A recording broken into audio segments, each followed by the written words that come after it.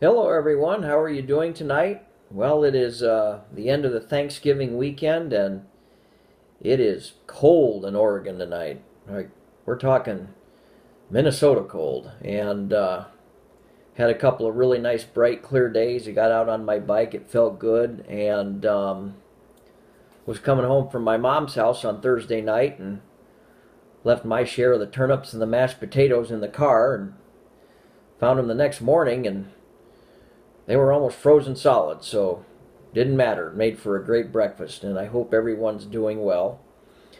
Well, we got 2.5 weeks to go.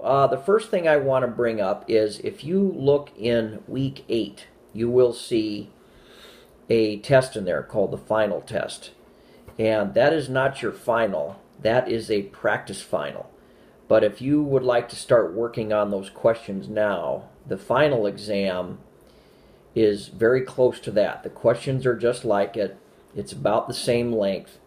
And you've covered now a little over half the course, so you ought to be able to work most of the questions on that practice final. And feel free to send in your practice final answers, and we'll check them and go over them, and we'll make sure things are going well. That's the first thing.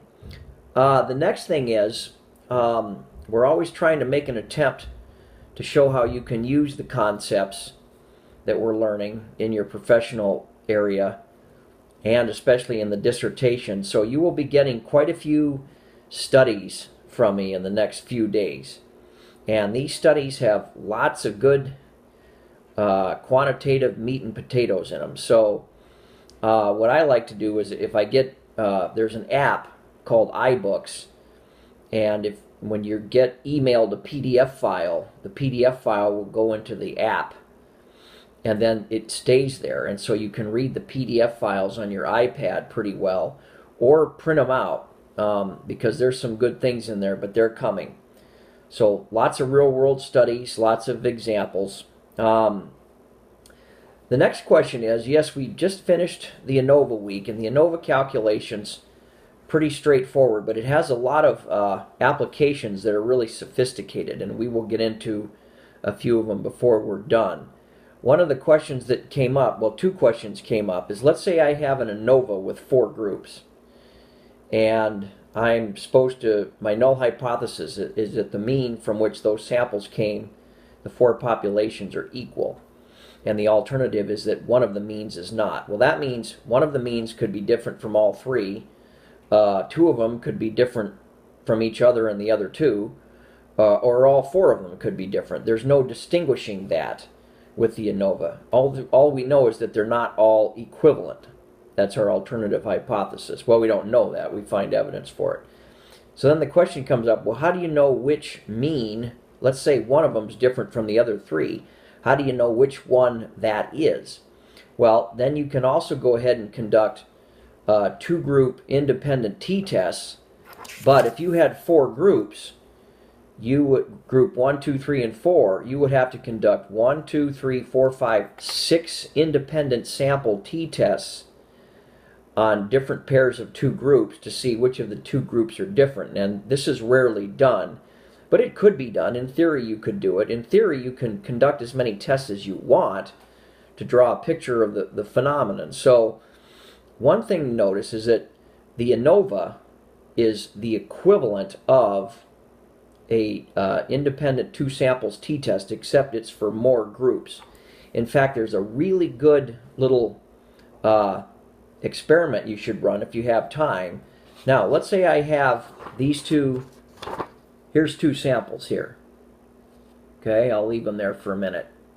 Now, if you were to conduct an independent samples t-test between the 2, you could do that because these are 2 independent samples. Here's another idea. Go in and do an ANOVA test with just 2 groups. These 2 groups, and see what you find. I won't tell you what happens, but it's pretty interesting, and it will deepen your knowledge of the ANOVA and the t-test quite a bit. Okay, so coming up for the week, we're moving into what we've been doing up to now is what are called parametric statistics. Okay, and this week we are going to go into the chi-square test for independence, which is a non-parametric statistic. And so what are the differences?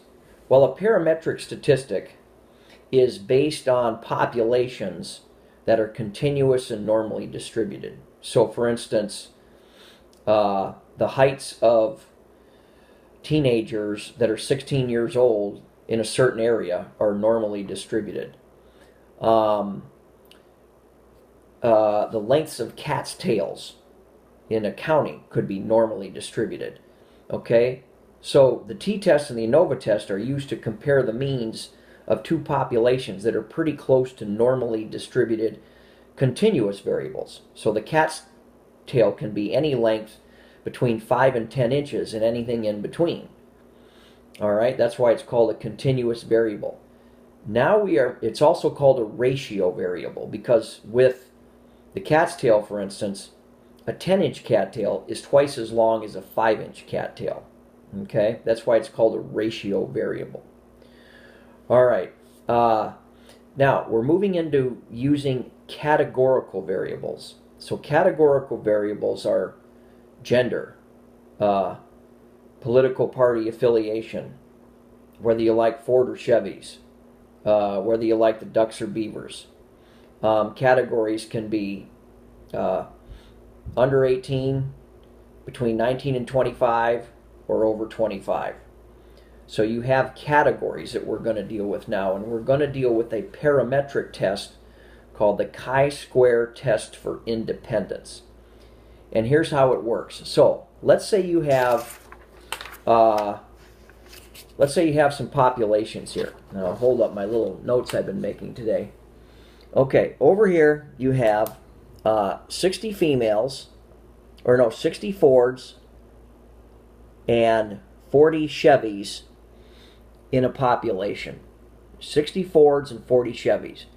Now, out of the population, 45 males have a Ford and 15 women have a Ford, and 30 men have a Chevy and 10 women have a Chevy. So the proportion of Fords and Chevys is the same for each gender. Okay? So we have two categorical variables here. We have Ford or Chevy, and then we have gender, male or female.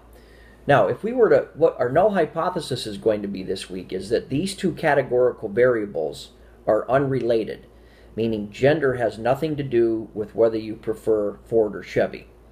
Okay? So we go and we build what is called a contingency table. And as you see, we've got we got Ford and Chevy here, and we got male and female here. And we take a sample of 20, and so everybody's either a male Ford, a male Chevy, a female Ford, or a female Chevy.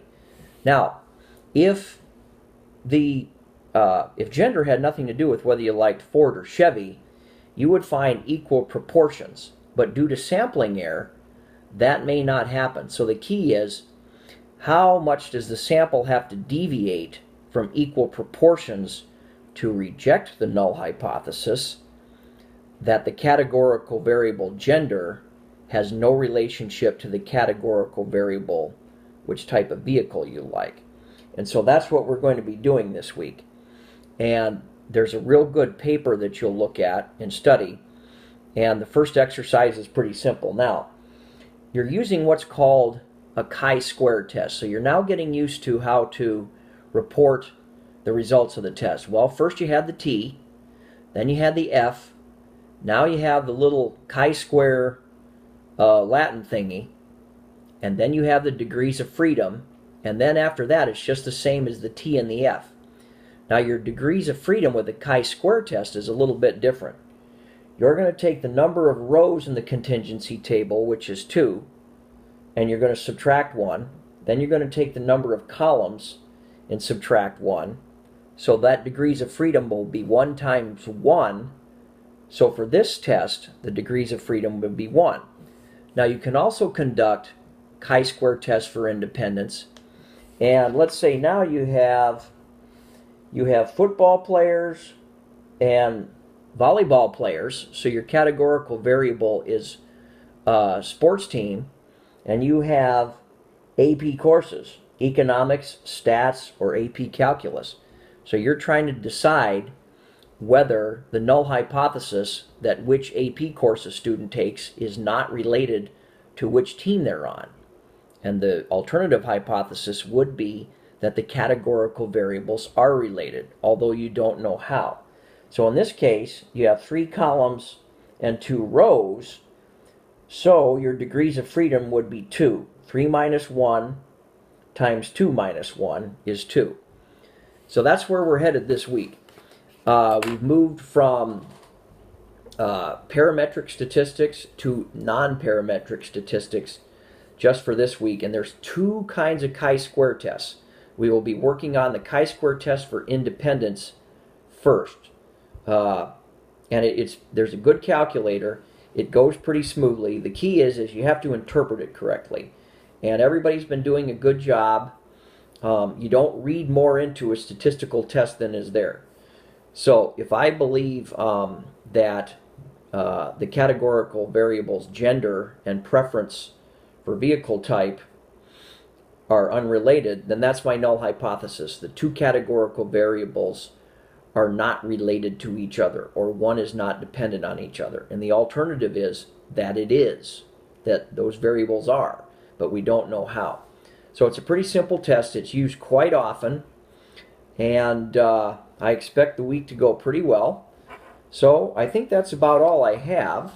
Now I won't, the assignment for Monday and Tuesday is pretty straightforward. I can't be here until later Monday, but I will get online, and then Tuesday is going to be kind of difficult, but I'll make sure that I'm there checking everybody, and feel free to help each other out. There's some good examples in there, so I think that's about all we have. Keep going. Everybody's learning a lot. We've got about 2.5 more weeks. That just to be clear, there's only the week 6 assignment and the week 7 assignment, and then on the week 7 there is a week 7 assignment, but then the final is due 3 days later. So, and the final's not huge, and you'll be well prepared for it when we get there. So you're welcome to start working on the practice final. So that's all I have, and I hope you had a wonderful Thanksgiving, and let's just hope it gets a little warmer in Oregon. Okay, everybody have a great week. Bye.